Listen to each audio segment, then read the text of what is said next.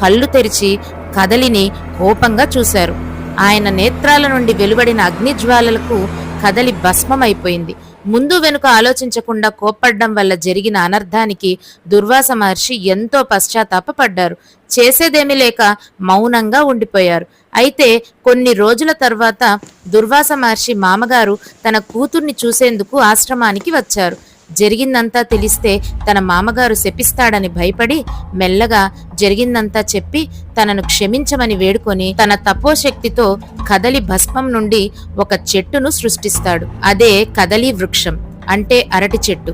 దుర్వాస మహర్షి మామగారితో మీ కుమార్తె అయిన కదలి అందరికీ ఇష్టురాలై కదలీ ఫలం రూపంతో అందరి శుభకార్యాల్లో అలాగే భగవంతుని నివేదనలో అంతేకాక మానవులు చేసే అన్ని వ్రతాలలో పూజలలో ప్రముఖ స్థానాన్ని పొంది అందరి చేత గౌరవింపబడుతుందని వరమిస్తాడు.